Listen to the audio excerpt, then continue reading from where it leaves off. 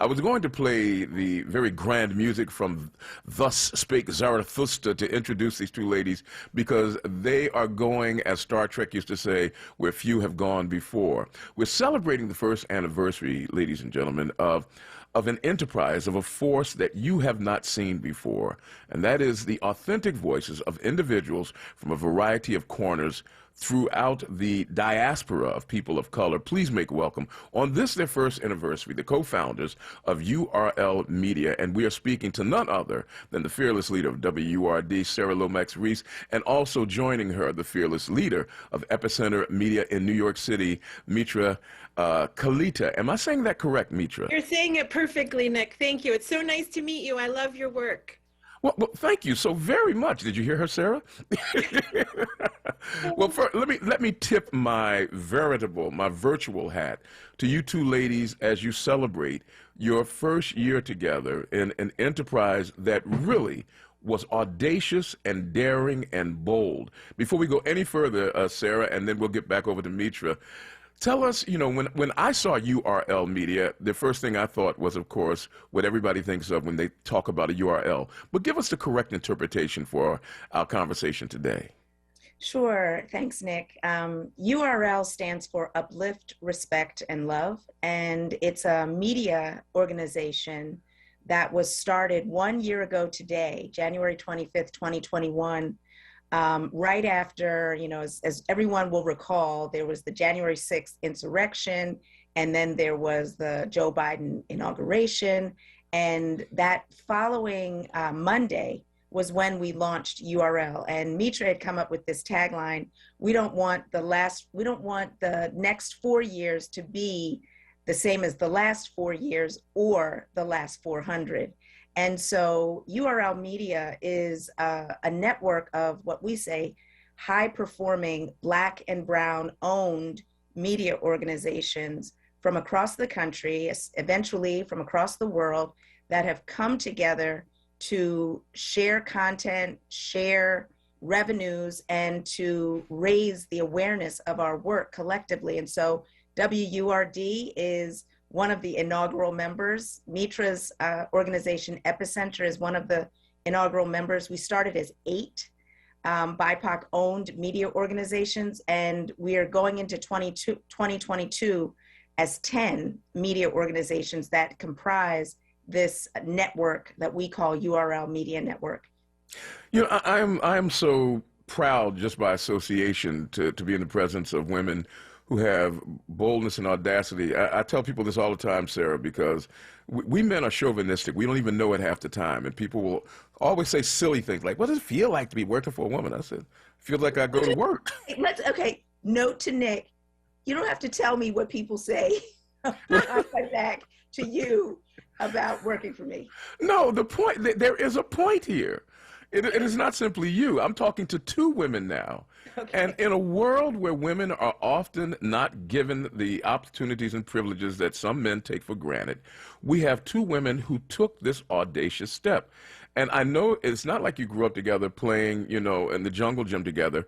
And I'll go to Mitra on this one and ask, what serendipity, what providence led you, Mitra, and Sarah to come together to take this bold step? Oh, that's such a good question, Nick. And you and I share Sarah as a boss. So after this call is over, I'm going to get your cell phone number and get some tips, because, you know, I've only been in it for a year. So I mean, it really is serendipitous, Nick. I mean, I think that's the right word for it, because so much of this journey, there are things I reference from when I first met Sarah, you know, 2-3 years ago, that are bearing fruit now. And so just as an example, you know, I worked at CNN. I was a senior vice president. I oversaw the digital news side, breaking news. You know, I had a big job at CNN. And Sarah was at WURD, and, or she's still at WURD. But when we met, you know, CNN was grappling with the Trump presidency. We were in the middle of, you know, massive mistrust of media. And yet we were a very well-resourced organization, right? And I don't need to tell the 2 of you what resources make possible. And so here's Sarah And she had this idea, which ended up kind of turning into your livelihood initiative. But, you know, what would it mean if we really tried to connect people to jobs? And it was an element of not just service journalism, but really being in it for your community that, you know, a lot of mainstream media is kind of like twisting themselves into knots to figure out how do we get people to trust us. And here's Sarah saying, I just want to get my community jobs. I just want them to have access to information. Maybe we could launch a portal. Maybe we could do this. And as your listeners know, and Nick, as you well know, you know, livelihood is an excellent example of what Black media represents to a community, right? It's beyond news and information. It's actual empowerment. It's economic empowerment. You know, there's nothing like giving people jobs, I think, that sort of signals how much of, you know, their side you're on, right? The other thing the media talk a lot about is kind of the both sides of Republicans and Democrats. And what I love about our network and the serendipitous nature is that, you know, all of that, once I left CNN and sort of set foot into this new world where I run Epicenter and I run URL, is that a lot of that is just noise because we're so clear in who we're for. And if you're clear in who you're for, it becomes clear what you're about, right? I don't say that as kind of a slogan, I really mean it. The other, it feels weird to call it serendipity, but the death of George Floyd, I think, really changed everything. I mean, it just became this moment where Sarah and I got on the phone, and we were just on the phone as women who respect each other, who work in media. We were not planning on, just to be super clear, we did not plan to launch a company. We did not plan all this. But in the course of that conversation, that was like real serendipity in terms of what can we do that's bigger than the current responses. So I'll pause there if you want to dive in a little bit more on some of those intersections. Well, you know, it makes me want to punt it back in Sarah's direction. I mean, when you talk about having voices, most people don't realize what it takes to actually have a voice. And we've been coming so global. Sarah, I know you can remember at a time when the FCC wouldn't allow one entity to own more than several stations in a market. And what we found is that the voice had become, it was becoming more and more coalesced to where there were only 2 or 3 real voices in the nation. Is news and media starting to become more locally based, and is it starting to emanate more from the people rather than being talked down to the people from mountains where 1 or 2 people have all of the control, Rupert Murdoch and a few other people? I think it's a combination. I mean, the reality is that media has been kind of industrialized. It has been corporatized.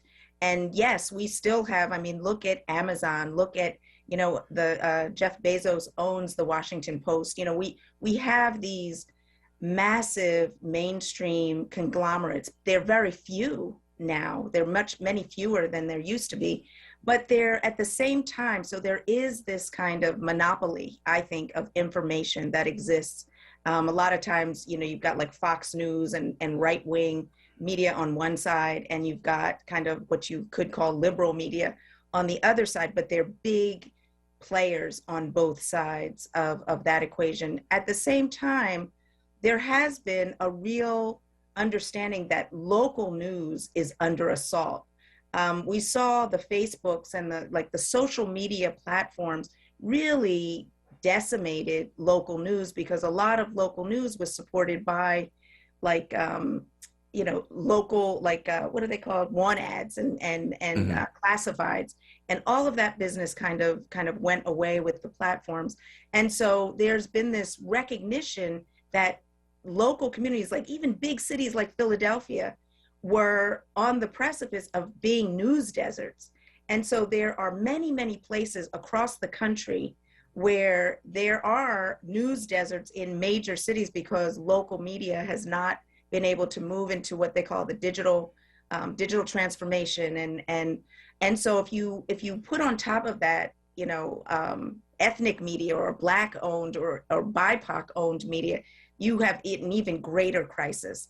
The good news is that there are more philanthropic organizations that recognize that this is a crisis. And so there is more money, there are more eyes and attention on the need to bolster local media. But my feeling, you know, and I'm a big believer in reparations, I feel as somebody who has been a Black media entrepreneur my entire career, which is coming up on 30 years. Wow. My entire career has been in being a Black media entrepreneur. We have been starved for resources forever. And so in 2020, when all of the racial justice protests started to emerge and these reckonings were starting to happen around the need to support Black and brown organizations, institutions, media, that was the first time that in my whole career, I've experienced something other than abject poverty and starvation as a business. And so this moment of coalescing with Mitra and forming this idea of URL Media was really to say, you know, there are so many Black and brown owned media organizations that are doing the work, they're serving their communities, they have trust, they are doing excellent journalism that are constantly on the periphery. What if we were to band together to have scale? Because, you know, individually it's hard to operate and to maximize the opportunities. And so if we were to band together with Latinx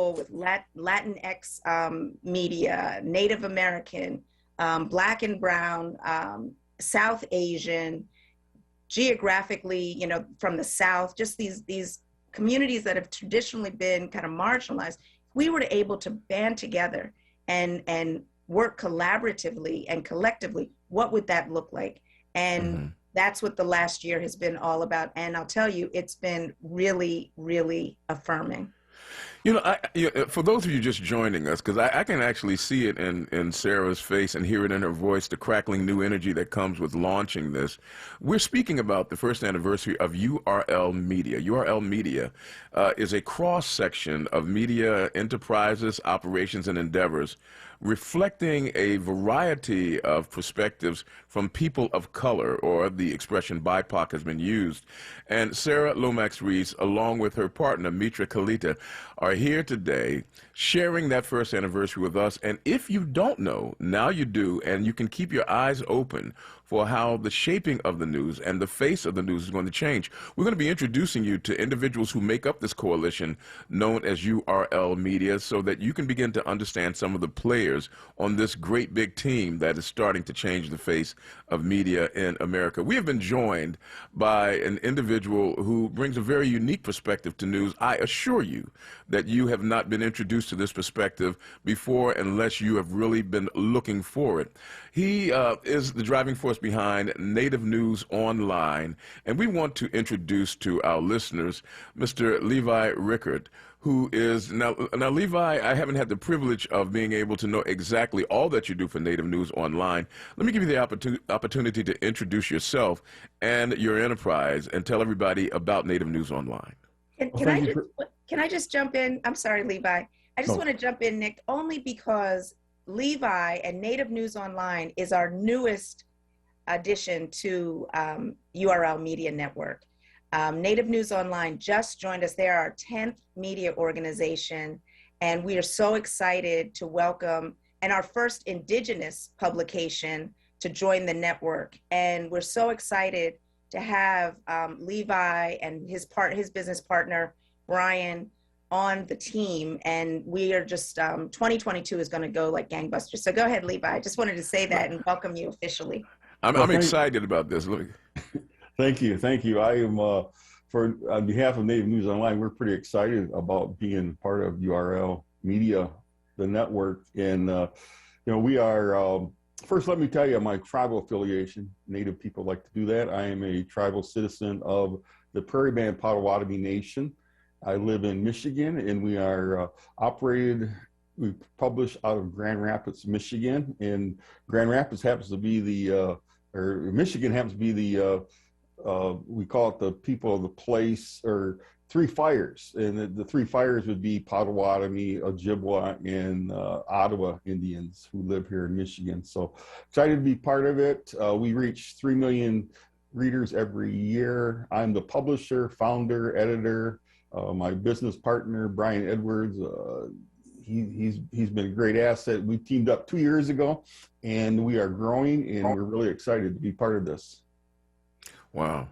You know, there is, we almost take for granted in the United States, Levi, that we have learned what we need to know about our indigenous populations.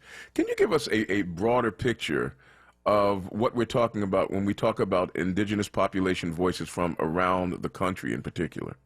Well, in particular, we concentrate on Native Americans, which would be the American Indian and Alaska Native tribes, and there are 574 federally recognized tribes, and that's somewhat of a misnomer in that there are several large tribes that are state recognized but not federally recognized, such as the Lumbee tribe and the Houma tribe down in Louisiana. But we cover Indian country, and our problems are not unlike, I think, a lot of other people of color in terms of concerns and issues that are faced. During COVID, we had Native Americans experience some of the highest rates of hospitalization. In death rate is 2.2 times higher than non-natives, white counterparts. Chances of dying from COVID. So we cover from health, politics, environment, social issues, on, and we do it 365 days a year. Wow. For those of you just tuning in, you are listening to a very special edition to Evening Words. I'm Nick Taliaferro, of course, but that really is secondary today because you get an opportunity to meet the wide spectrum of media voices that are reflective of URL Media. They celebrate their first anniversary, and I get the impression that it is safe, Sarah, for me to say we celebrate our first anniversary because if you're a part of WRD, you're a part of URL. Am I correct? Absolutely, absolutely. I describe URL and WURD. This is like, for me, it's the ultimate win-win proposition, because I get to continue to do this really important work for Philadelphia's Black community, which is my community. But at the same time, I get to kind of spread my wings and stretch out and do something that's a little bit more, national and potentially international with this URL network. So it feeds both desires that I have in my professional career. You know, as I'm watching our Zoom gathering being populated by more and more people, and the poetry of names that are reflective of different ethnicities and different national origins, it's almost like a great big bouquet of humanity. Mm-hmm. Mitra, let me ask the question, and then I'm going to ask if you would introduce us to some of the folks who are joining us now. Did you and Sarah go out and with a lantern through the night saying, "Behold, are there other people of color who would like to have their voices heard"? Who found who? Did the coalition of people who are gathering here together just come together accidentally, or did you go on a search? I want to tell you something that so just as an example, Native News is our latest member to join. Welcome, Levi. It's great to have you here. I echo Sarah's sentiments. I was looking at a piece I wrote when we launched, and it was about how I had watched a debate on TBN 24. It was one of our partners. It's a Bangladeshi live streaming channel. And it was about how the debate for state assembly, the questions were from the perspective of Uber drivers, and how I had never seen a debate that centered working people. I'd always seen debates that really centered politicians, right? And kind of policy from a real top-down perspective. And so that would be an example of a partner finding me, because I said, I got to understand this channel and what they're all about and how they created kind of this magic of making politicians answer to us and telling their story on our terms. literally, you know, from the perspective of Uber drivers, because there's a large, as you might imagine, a large Bangladeshi driving population.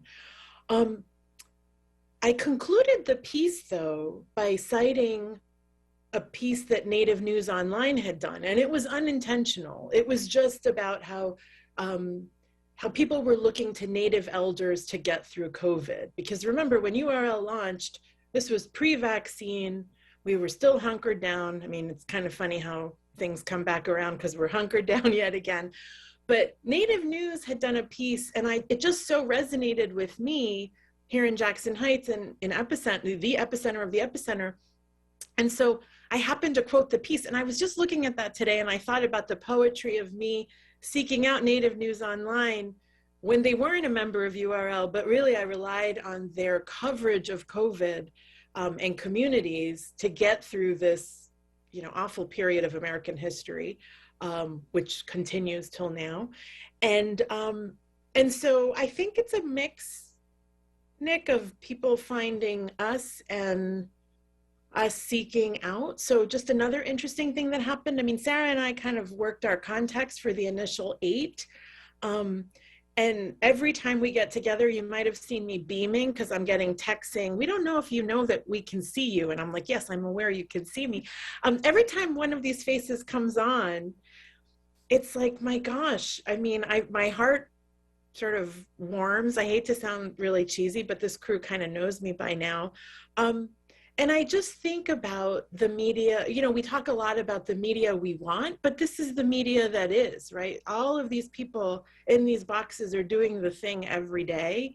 And so to see a diverse media like this, knowing what each of you bring to the proverbial table, to me is why URL has been both so successful, but also enlightening. I'm the youngest member, not youngest in age. I know, Mazen, you were about to correct me. But my organization is one of the youngest, I think it is the youngest, because we've only been around for about 1.5 years. And I learned so much from these partners. So I do think it's a mix. I don't know, Sarah, if you want to say anything else about who found who, because the other thing I'll just say is we hear from Black and Brown creators every day saying we would love a piece of this. We would love to be a part of it. And we take those conversations, we take those meetings. We also, you know, we cannot be an organization that believes in inclusivity if we're not practicing it in terms of uplifting other organizations. So we do hope the network will grow. Yeah, just want to make sure, you know, because there's a WURD is a radio station, so we've got to make sure people know what's happening, not just visually but also audio. Right. So I don't know if you want me to introduce the rest of the folks who are on, or if you want to. No, I was going to add. I mean, because I know that many people cannot see it, but I am almost enraptured by seeing just the beauty of diversity that is reflected for those of who can see. And not only that, but to see these different names. Folks, I just want you to know that this is not Mary Jones, Robert Smith media right here. The names will tell you that we are in the midst of a dynamic mix of people from a variety of different sources. So Sarah, if you would introduce them, and then we can hear from them individually. You know what? I'm going to ask each person to introduce themselves, and I'm going to start with, and just, you know, your name and your organization and how you came to URL. I'm going to start with you, Gary Pierre. Why do you do that to me? I'm, like Sarah said, I'm Gary Pierre. I'm the founder and publisher of the Haitian Times. I mean, to me, when Mitra contacted me and asked me if I would want to be part of URL, I didn't ask her any question, because to me, if these guys are in this group, I know it's going to be good. I have no reservation about it, and I was immediately supported, and I'm still very supportive of the group. And I understand it a little better now that I'm doing this program at Columbia, because there are a couple of people who are working on projects like that. In fact, I was telling Mitra that I was asked a lot of questions about URL, and they want to know more about it and what it does. So there's a lot of interest behind URL. And so I think that's good. And I knew these ladies were visionaries. And so whatever it is that they were going to be part of, I was just more than happy to be part of it. Thank you, Gary. Valeria? Hello, everyone. It's wonderful to see those faces. I'm the managing editor of Palabra. Palabra is a publication that was created back in 2019 by the National Association of Hispanic Journalists. And I am fairly new to Palabra because I started with them in June.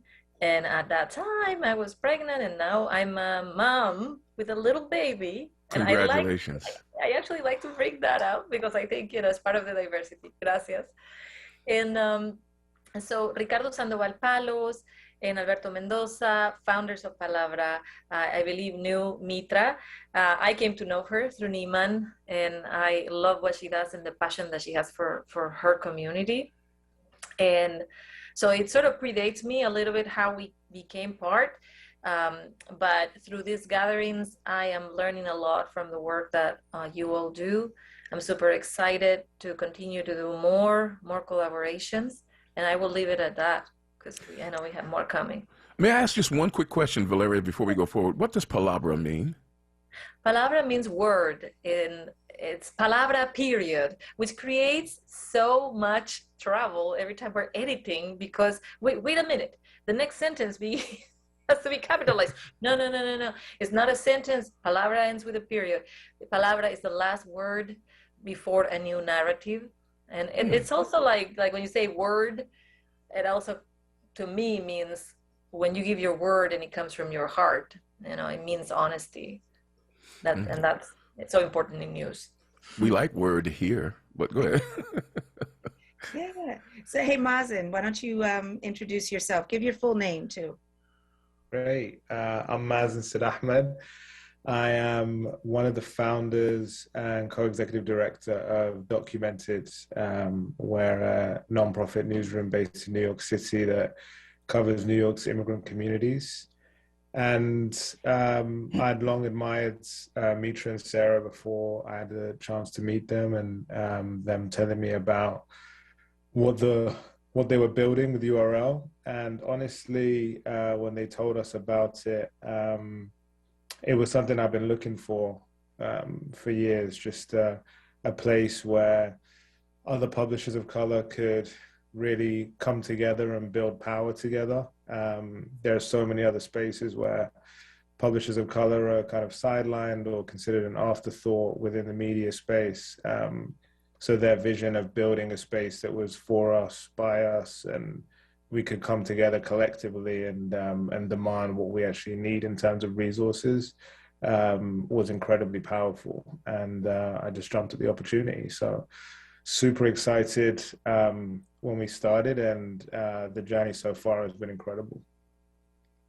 Excellent. Thanks, Mazen. And I wanted to go to Sahan Journal. Ala. Hi, my name is Ada Abdullahi. I'm joining on behalf of Sahan Journal. I'm the Innovation and Engagement Editor. I was aware of URL before I joined Sahan Journal. I believe in the mission, and I'm really excited to see kind of this collaborative effort kind of grow, especially now that I've kind of joined the team and I'm able to kind of partake in those efforts. I think that's it from my end. Excellent. Thank you. I think that's everyone who is. We have one more, Sarah, who just joined, Larissa, I believe. Yeah. Oh, Larissa, I'm sorry. We can't hear you. You're still muted, Larissa. Yeah. Oh, sorry. I'm with the Haitian Times. I'm a reporter. Oh, lovely. It's great to have the Haitian Times so well represented. Lovely. Now, have we picked up all of the different outlets that are part of the coalition, if I'm correct? There's actually a few more, but they're not here. We have Scalawag, which covers the South. It's a movement journalism publication that covers the South. TBN 24, which is a live streaming, a Bangladeshi live streaming service. Scroll Stack, which is a platform. And I think, is that everyone? So there's 3 that aren't with us today, but we've got everybody else I represented. think that's right. You know, I mean, the amazing thing, Sarah and Mitra, and to all of my new friends now, and I feel so very cosmopolitan and international. Thank you for making me feel like, you know, a man of international mystery. Mazen, I'm going to learn how to affect that accent. Everybody thinks you're smarter when you have a British accent, you see. But how this group is reflective of something that typically the dominant groups in any culture fear, and that is people coming together who have been marginalized because they are either immigrants or because they may lack power. How are you able to build the bridges so that you can get past that normal fear of the other, so that you can say, hey, look, let's work together, and then we'll start talking about some of the stories that you are working on that are reflective of the unique perspective that you bear. I mean, how do you build those bridges? Because we need to do it beyond media in all of our communities. Anyone want to volunteer? Levi, since you came on first, we'll start with you. If anybody in this nation has to recognize that, look, we need to build bridges with people because, you know, what happened here with us totally is reflective of the unfairness and the injustices and inequities that this nation can heap upon people. So how do we build those bridges? Well, I think we build bridges by showing up. Number one, I guess I reference coverage that we're doing with the Indian boarding schools, and we sent one of our reporters down to Carlisle when they were going to repatriate 9 human remains of children about 100 years ago back to the Rosebud Indian Reservation. And our reporter tells a story of how she was sitting there, and all the media was invited.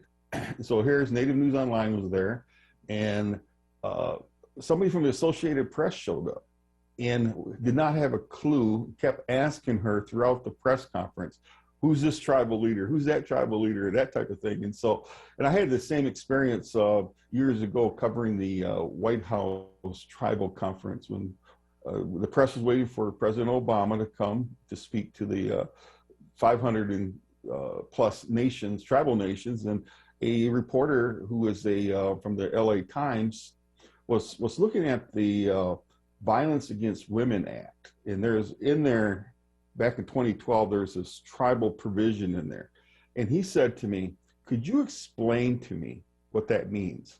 Mm-hmm. And he's the editor of the LA Times in DC, and I explained the tribal provision, and he said, "I'm so happy I met you because now I can go report on this." I had no clue what this was even about. And so I think when I say showing up, half the battle sometimes is really just showing up and how do they say in church, show yourself to be friendly and talk to other people, because really that's one of our missions of Native News Online, obviously, is to improve the lives of Native Americans. But in order to do that, I say it this way, that it takes more than just us. As the line goes, it takes a community. And I think in our case, it takes the journalists community to really work together if we want to report well on each other's populations.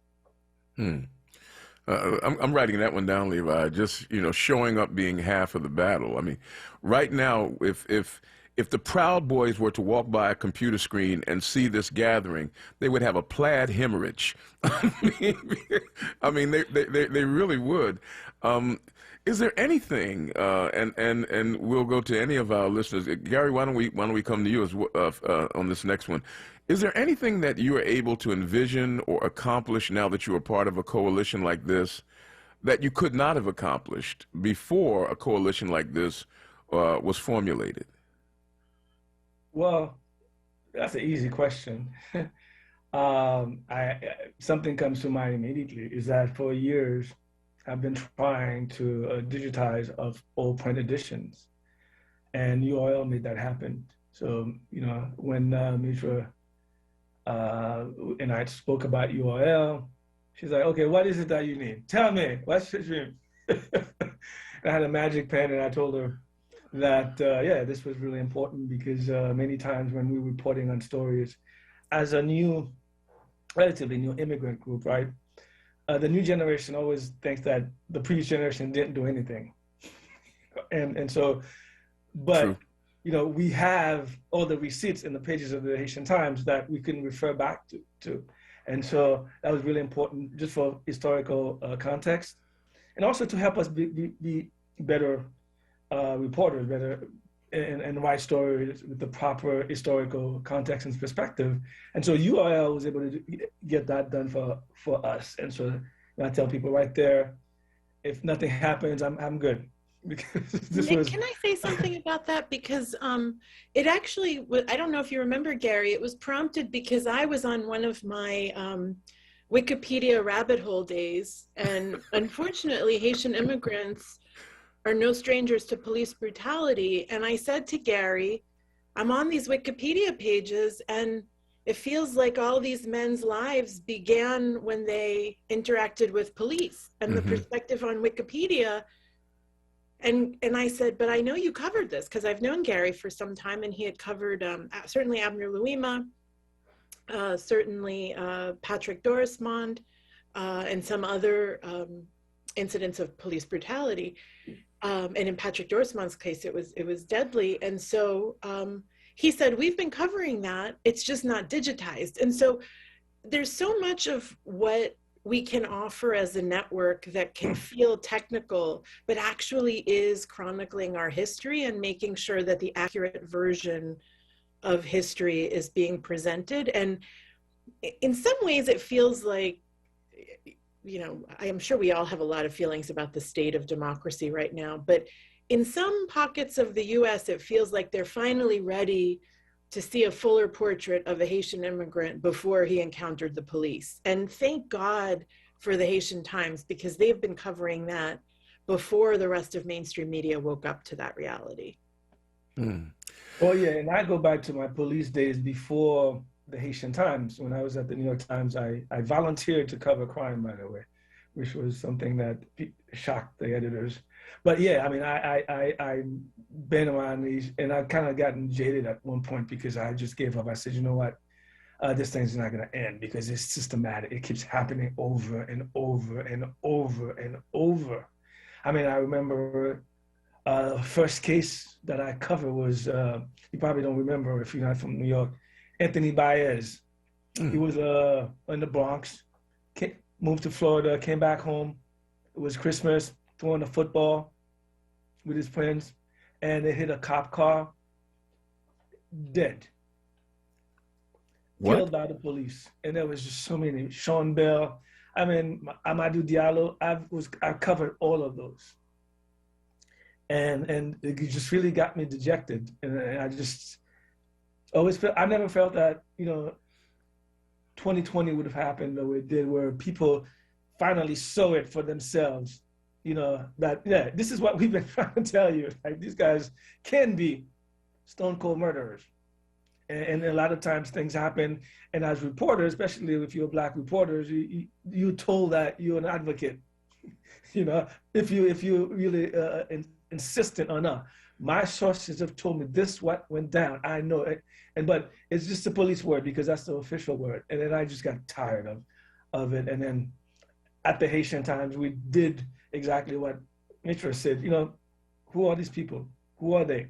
Because to Livy's point, you know, like showing up, you know, you have to let people know the person. This person was a brother. He was a husband. He was a human being, you know, and so we have to bring that humanity a lot back to life so people can move forward. But unfortunately, you know, most mainstream media don't do it, but, you know, we're picking up the slack, and that's why we do what we do.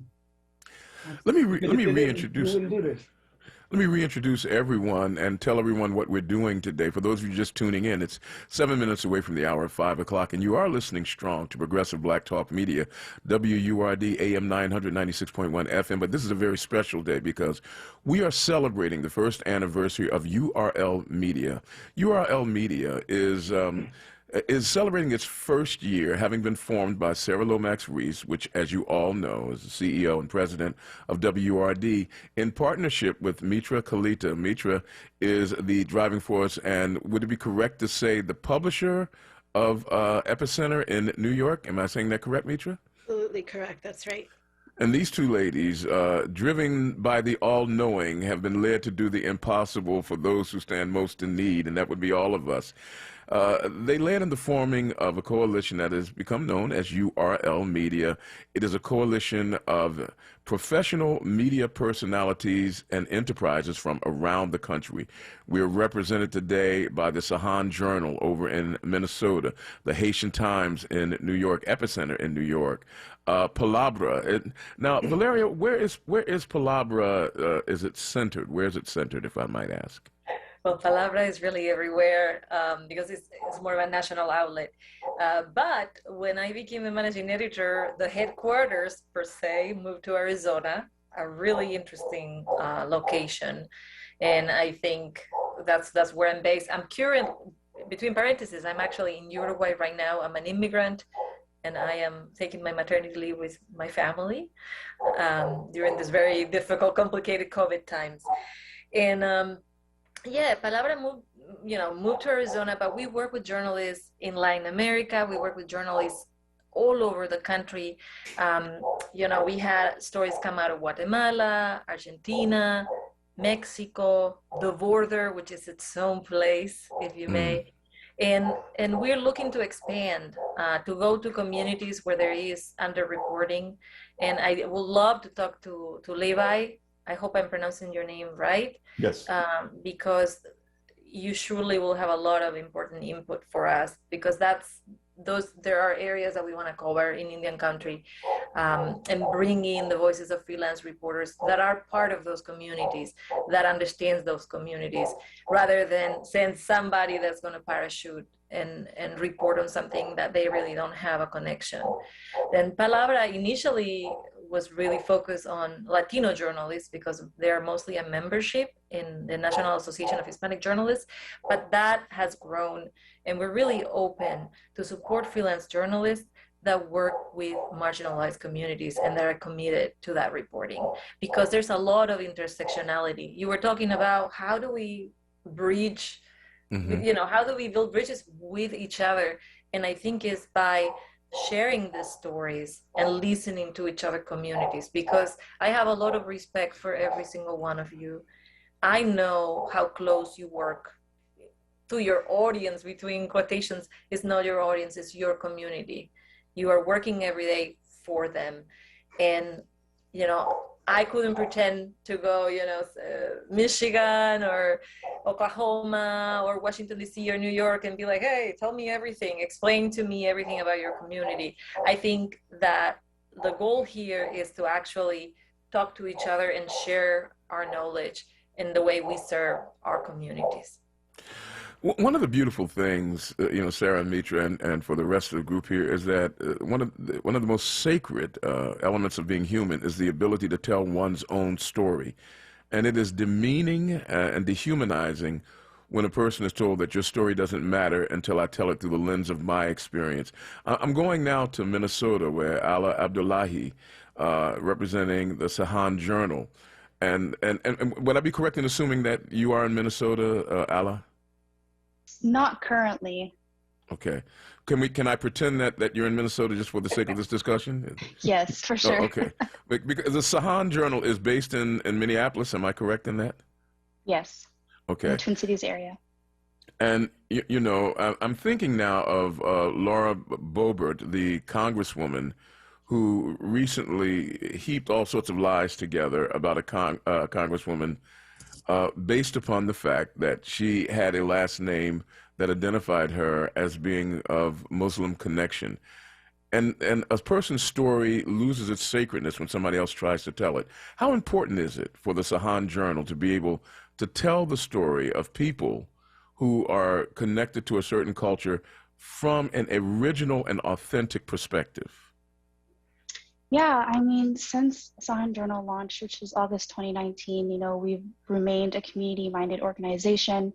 From the journalists that we hire, our entire newsroom, I would say about 80% of our employees are people of color. We like to mentor young journalists of color. And then on top of that, obviously, our editorial efforts are specifically focused on, developing deep relationships with Minnesota's immigrant and communities of color.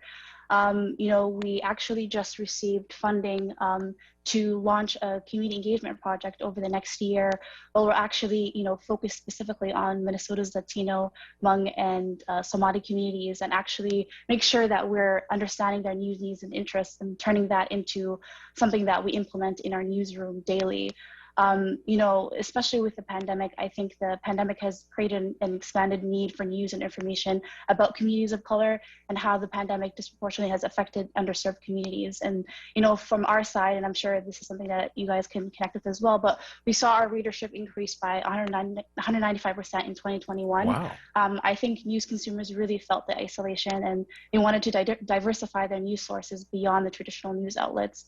And so what we kind of focused on during the pandemic specifically is, doing a lot of like public service journalism. I think a lot of the times, as journalists, we might kind of put all of our resources into these deep dives that, ultimately, they're investigative work that needs to be done, but we sometimes lose sight of just answering the most basic questions that a lot of our readers want to know. And so, kind of our point of view kind of going into this pandemic was what are the most basic questions that our readers are asking? How can we answer them? And one of the ways that we, kind of brought that to life was a video series that we launched in English, Somali, Hmong, and Spanish. It was specifically focused on answering the frequently asked questions related to the vaccine. We did 3 installments of it, and each one we brought in community members who spoke each of these languages, and then we answered questions that, everyone had about the vaccine itself. I think we were the only news outlet to do this, to focus on producing in non-English languages.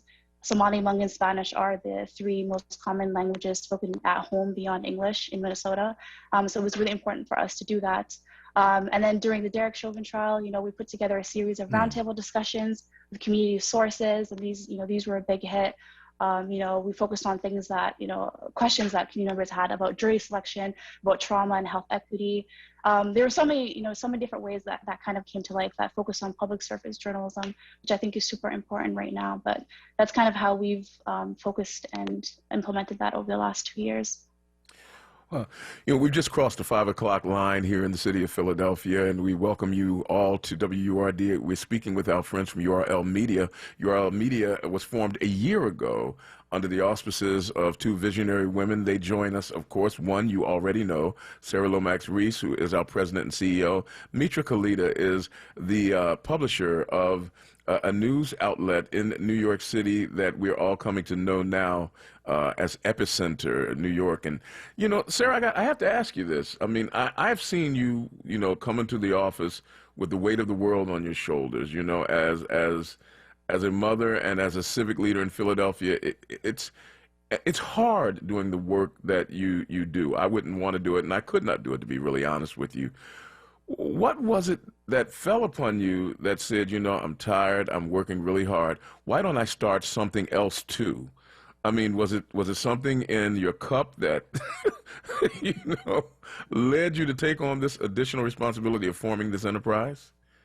I think it's a really good question, Nick, because all of us who are on this call, we know it is difficult. This is difficult work to make a business model out of serving communities that have largely been ignored or overlooked by not just the mainstream media, but by the corporate interests and funding sources that support Black and Brown media. And as I said earlier, it's a very new phenomenon, literally within the last year, that corporations, foundations, government entities see that Black and Brown owned media are important to support, to fund, to provide resources to. So it's a very new phenomenon, but the need is ancient. I mean, I always point back to 1827 when the first Black newspaper was started called Freedom's Journal. And it was something that I think Gary said earlier about humanity, you know, like we were fighting in 1827 to articulate the full humanity of Black people who were enslaved, who were considered chattel, you know, who were you know, so this need goes back to, you know, to 1827 and probably before that. Levi could point to before that, but we need places where we can tell our own stories, where in our own voices, where we can, you know, just embrace the complexity and the uniqueness of our experiences. So that's what I love about and drives my work at WURD. The reason that I was inspired to work with Mitra to develop URL is because, like I said before, it's hard to scale when you are a local, independently owned media organization. We have an Apple News channel. URL has an Apple News channel. WURD would not have been able to get an Apple News channel individually, but we were able to, through this network, through this combined effort of now 10 media organizations, we have a URL Apple News channel. You know, we have a monthly TV program that we do on PBS that's called, it's a subset of the Laura Flanders show, Meet the BIPOC Press. I don't think that we would have been able to do that individually. So there's some kind, there's a real magic to our combined strength and our combined effort across all of our different racial and ethnic and cultural experiences, that we're able to find common threads. We're able to find power in our combined efforts to take what we do individually and magnify it. And that's what that is super interesting to me. The last thing I'll say is that, you know, very philosophically, it's about disrupting power. It's about shifting power and redistributing power. And I believe that the work that our organizations have been doing for years is about serving and empowering our communities. And if we are able to create revenue streams that allow those efforts to be fully funded and supported, I believe our organizations will not be like on our heels all the time, but we'll be leaders, we'll be innovators in the media space. But we need the resources, we need the amplification, and that's hopefully what URL, this vision is to aggregate resources so that we can expand power. You know, I mean, that was beautifully articulated. URL, the acronym, it takes on a spiritual tone. I mean, if this were Time or, you know, Comcast, it would be unlimited revenue leveraging. I mean, that's what URL would stand for. But this team of people, you've taken on the spiritual uplift and so forth, Mitra. And I'll ask you this question, and then I'll ask you to introduce, because I see Samir Patil has joined us from Scrollstack. If you would introduce the two who have joined us. But the mission of URL is not simply make money, you know, at all counts, although that's important. The mission is almost a spiritual one, because bringing people together is a spiritual work. How do you stay focused on that and not lose sight of the fact that, let's face it, revenue is the mother's milk of being able to amplify voices? Yeah. Well, let nobody listening make the mistake thinking I don't welcome and love unlimited revenue, however. So, anyone who knows me does, I think, know my... and actually, this is a good point, which is that URL is a for-profit company because we so believe in the value of wealth creation. And in order to disrupt the power structures that Sarah's talking about, how can we do that without money, right? And so we're pretty upfront about that. That being said, the construct of URL, as you said, uplift, respect, and love, is something that we are doing for our audiences every day. You know, I always say it's not just our audiences, it's our staff, it's our vendors, it's our communities.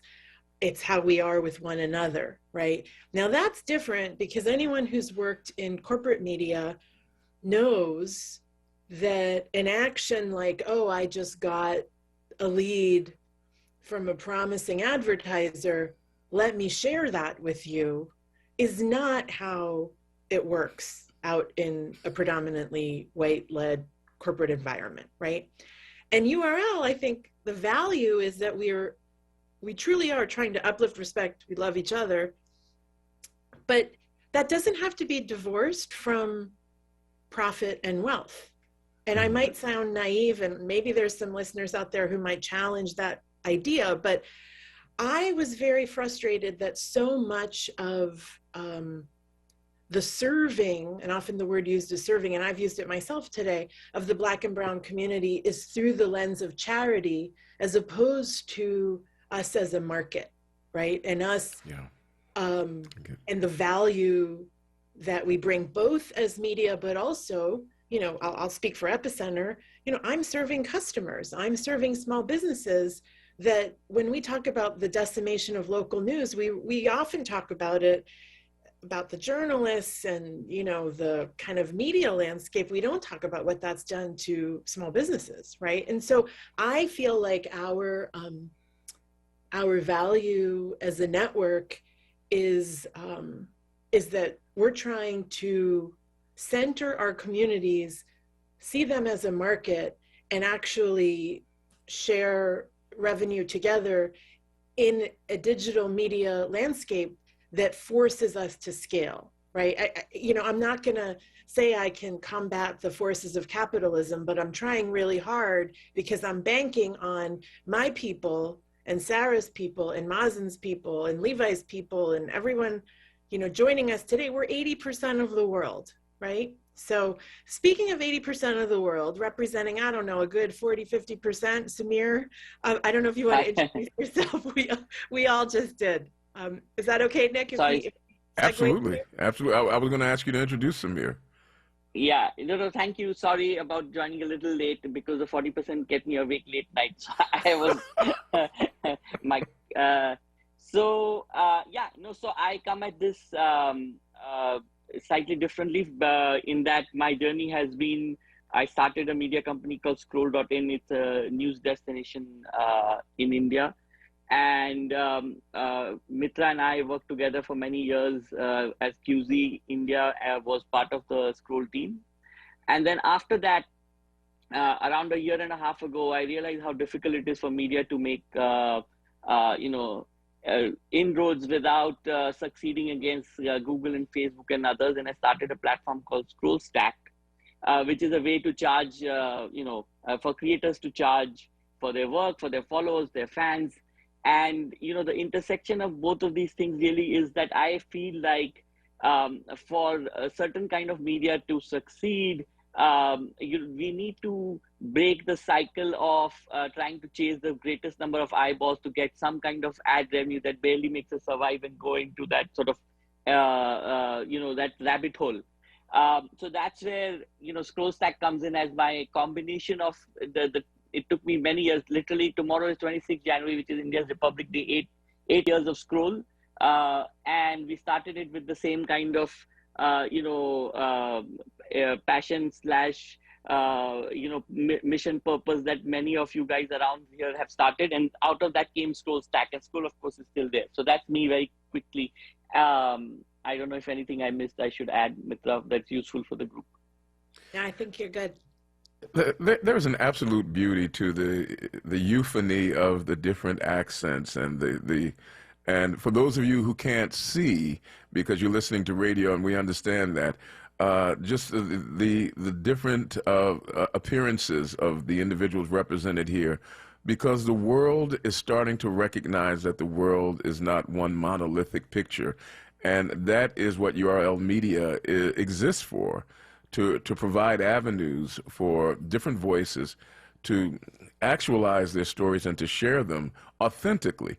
What I want to do now is take the time to allow each of our guests to share a story that is reflective of a unique perspective that we might not get otherwise if we were simply waiting on the New York Times to share it or the Philadelphia Inquirer.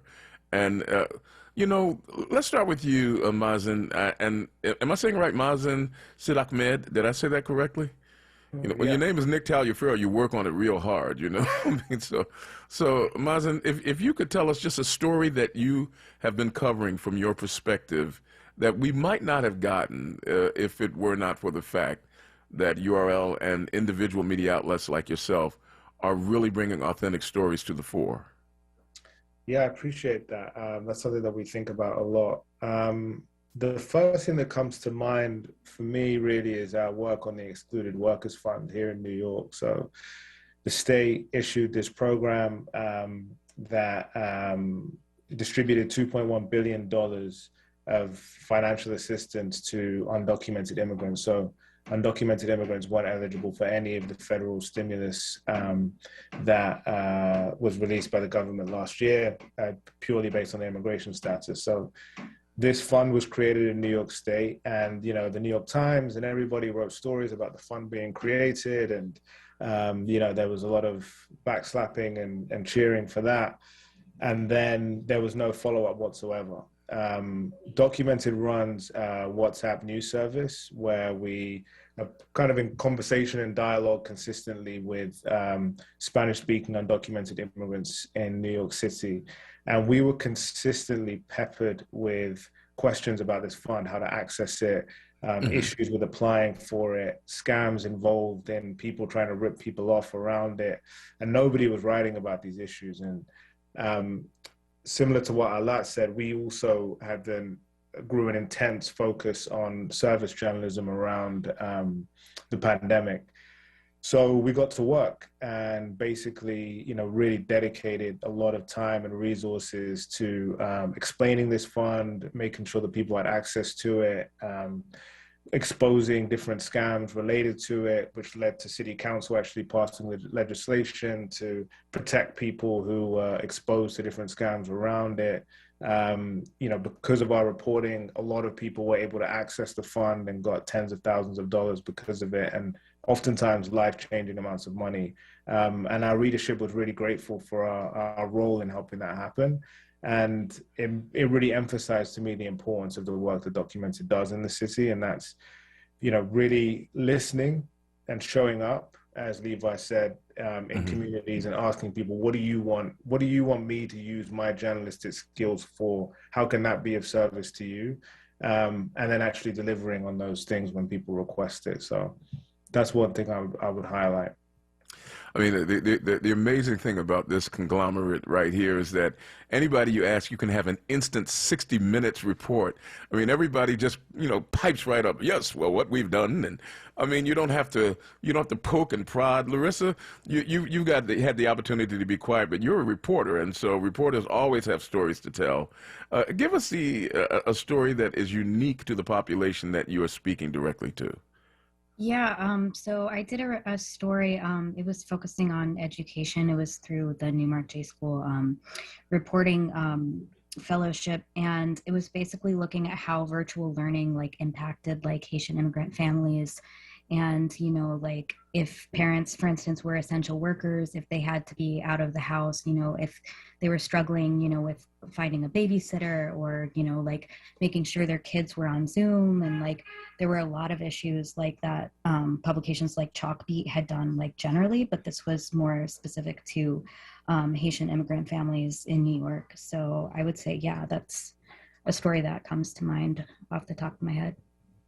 Larissa, first of all, thank you for that. And Gary, I am almost embarrassed that I was in my 40s before I began to realize that there were authentic, crucial stories from a Haitian community that had not been told, that needed to be told. There'd be no United States were it not for the fact that Toussaint Louverture and Dessalines kicked Napoleon's butt up on his shoulders and made him go somewhere and eat a croissant and leave the United States, which gave us the rest of the country. So we tip our hat to our friends at the Haitian Times. Would you like to add to that?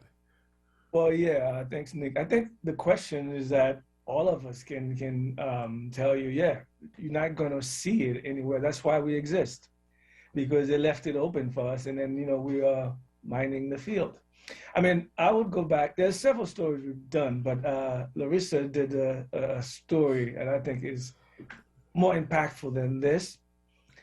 We did a series actually, looking at the city council members in district with large Haitian population, and we look at that the discretionary funding, and where one particular Haitian American council member, Matthew Eugene, former council member, gave about 60%, or I forget the number, but the majority of his discretionary funds of $1 million a year outside of the district.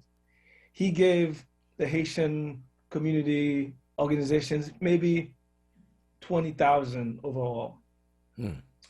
And that story really was a scandal. I mean, people in the community were up in arms. And I think it contributed to his dismal performance when he ran for borough president, because people they knew he was bad, but they didn't know to the extent that he was bad. And so I think these are the type of stories. I mean, every day we publish stories that you won't see anywhere, and all of us, not just the Haitian Times, because that's what we do, because we saw a need and we're feeling that need. Because again, as a former New York Times reporter, I understand their mission, I understand their audience. And they can't do all of that, what we ask them to do. That's why I am so happy that this generation of journalists are doing what I was begging them to do 25 years ago. Let's go do this. We can do this.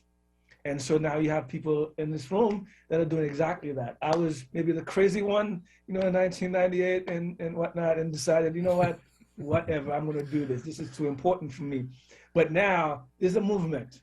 I'm surrounded by like-minded people who, I've been waiting for. Oh my God, here's the cavalry, coming and bringing the numbers, the strength. And so, yeah, that's what we do. That's why we do what we do. We've all caught up to Gary's particular brand of crazy, and we own it proudly.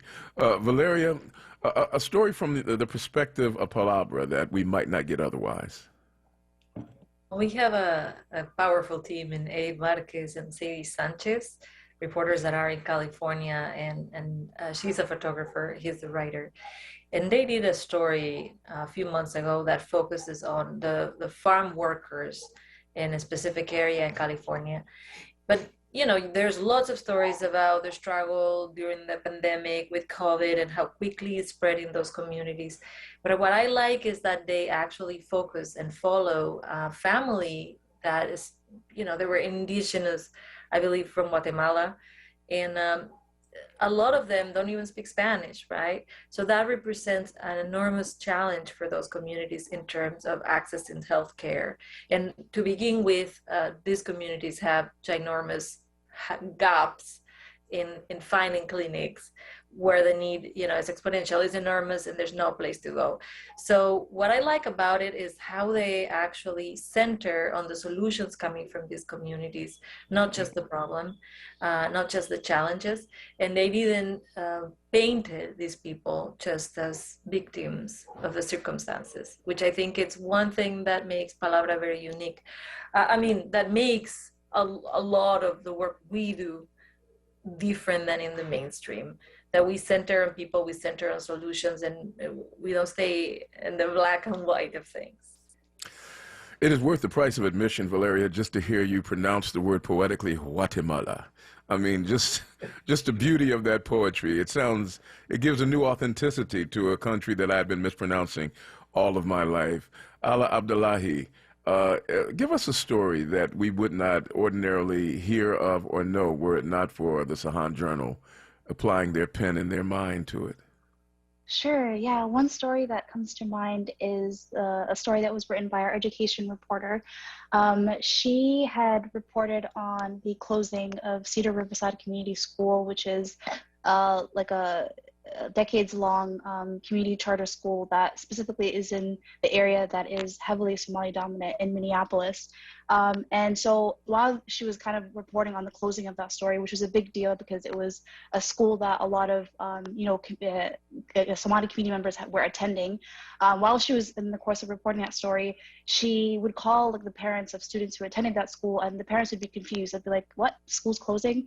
Keep in mind, the school has been open for 30 years. You have multiple generations of kids from families who have graduated from the school or went on to high school from the school. So a lot of parents were confused, didn't even know it was closing. So we decided that, beyond just the kind of publishing a postmortem on why this story closed in English, we would also make sure that this reached the community members that needed it in the Somali language. So we ended up partnering with Somali TV, which is a digital TV station that is based in the Twin Cities area that broadcasts specifically in Somali. And we basically kind of brought together our education reporter alongside, a few of the people who were involved in closing the school. So the nonprofit that was in charge of that oversaw the school, a politician, and then as well as a school board member.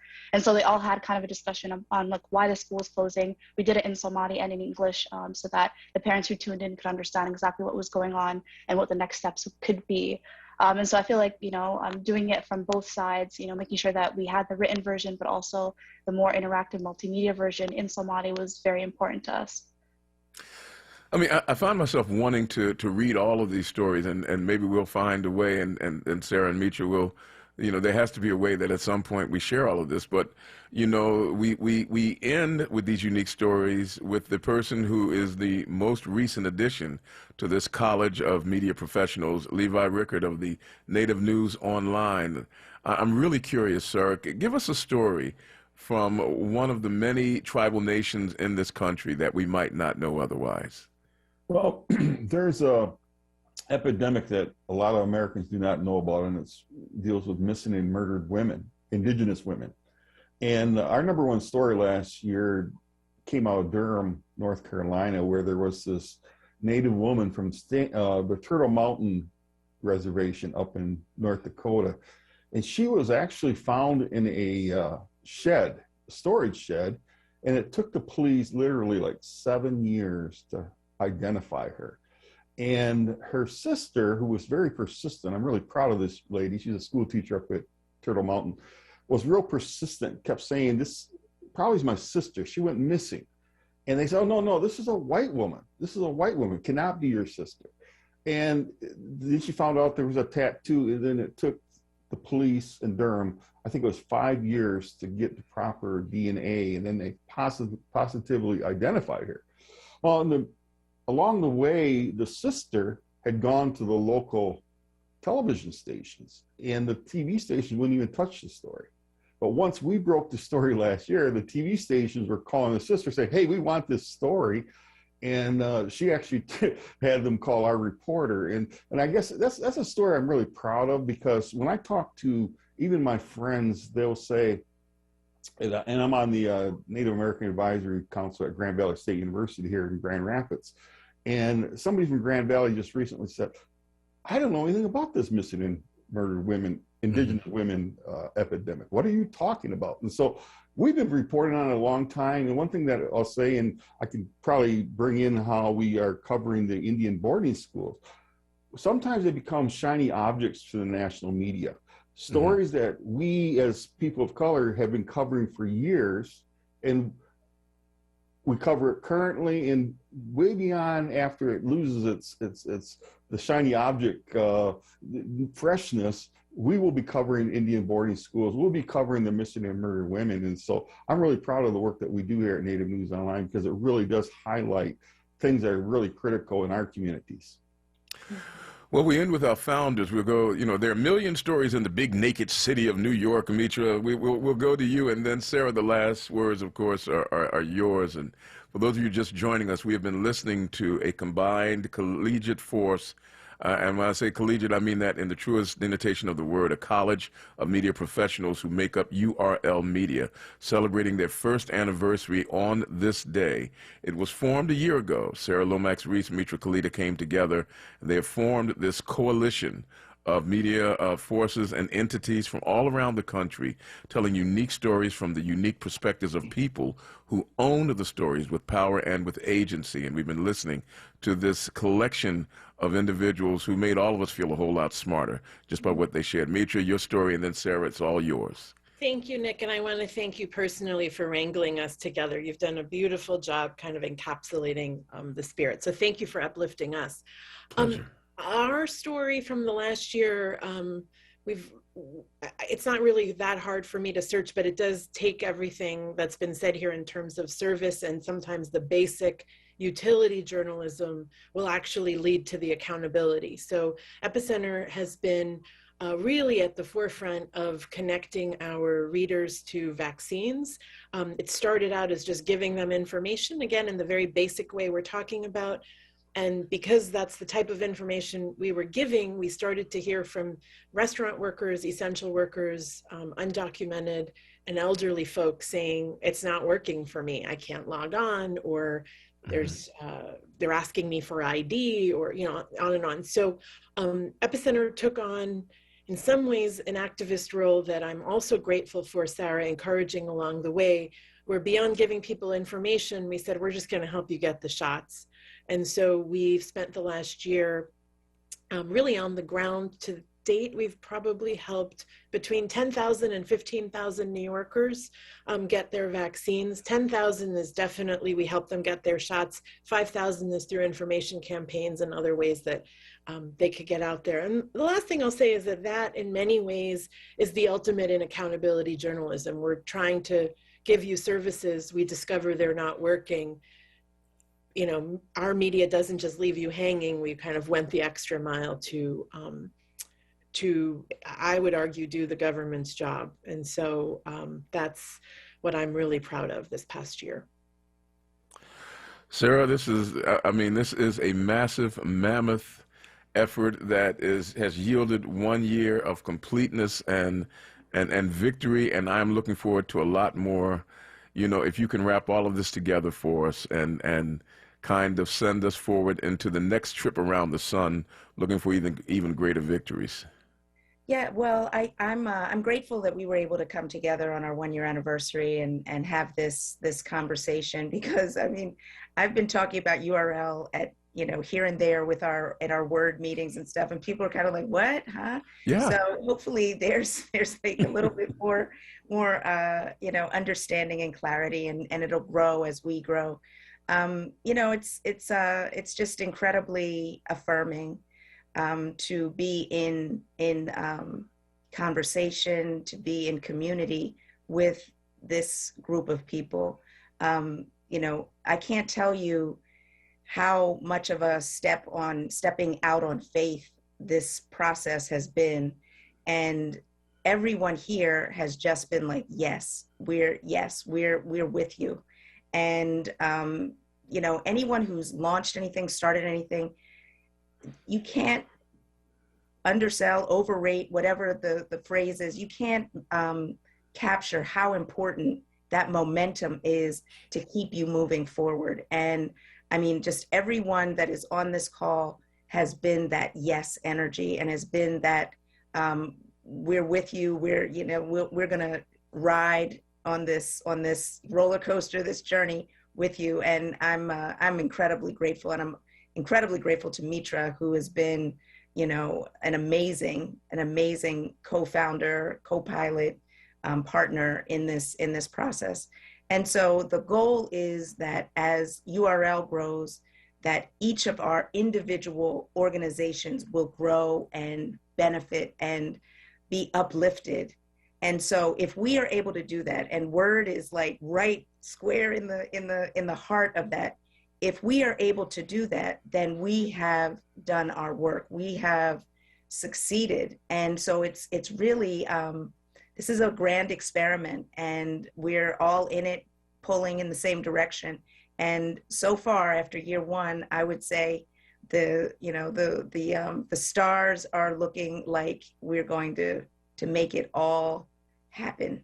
And that's what this is all about. And I just want to let folks know that if you want to read the amazing work that was just discussed, You can go to their individual media organizations, but you can also, we have a weekly newsletter. URL does a weekly newsletter where we aggregate and we take articles from all of our partners and we amplify it. We showcase it in a weekly newsletter. And so people can sign up for the URL media newsletter, and we'll also put out all of the websites of each individual organization so that people can support them individually as well. So, you know, it's just, I'm very grateful. And where do they find it again online, Sarah and Mitra? Where can? So URL Media, our website is url-media.com. And that's the place where you can access the information about URL and also all of our partners. Mitra, I saw you getting ready to chime in, and before we thank everybody here. You could subscribe right there. You could go to url-media.com and you scroll down and there's a place for you to input your email address. So you don't have to wait to read all these great stories. Well, ladies and gentlemen, this has been one of the most thoughtful hours of conversation that I've had online. We want to thank all of our guests, and we were joined today by the members of URL Media celebrating their first anniversary, from the Haitian Times, Gary Pierre, Larissa Cara, Leonardo March, from Scroll Stack, Samir Patel, from Palabra, Valeria Fernandez, who taught us how to say Guatemala in the correct manner. From the Native News Online, Levi Rickard. From the Sahan Journal, Ala Abdullahi. From, now, is it documented? Mazen Sid Ahmed. And last but not least, the two founders, Sarah Lomax Reese, our own WURD, and Mitra Khalida from Epicenter, New York. We have been in the presence of journalistic expertise, individuals not only with sharp pens and minds, but also with hearts that are broad and eyes that have great vision. I want to thank you folks for all that you do to bring us stories that are genuine, authentic, practical, and relevant. And I can't wait until we celebrate this again next year. Thanks, all of you. Thank you, Nick. Thank you. Thank you. Let's do this again tomorrow and the day after. I mean, why not? I mean, no, really, sincerely, I am deeply appreciative of all. Sarah, I just have to say, I mean, I can remember the first time, for those of you who are, you know, just meeting Sarah, I met Sarah back in the mid-'90s, and I had seen the magazine Health Quest. That's when you were doing Health Quest. And she came breezing into the radio station I was working for at the time, you know, rolling in there like a boss. Let me tell you, you know what I'm saying? Who is this woman? And she was editing this magazine, and she was crackling with focused energy. And I cannot tell you how proud I am to work for WURD Radio under the direction of this good sister. And I don't know where she found the energy to find another thing to give herself to, but I know she's giving herself to it. She's giving all that she has with focus and with real sincere commitment. I'm just really proud to be a part of it. Okay, everybody can go eat dinner now, and Valeria, you can take care of the baby, and Gary Pierre. Now, a traffic update on WURD Radio.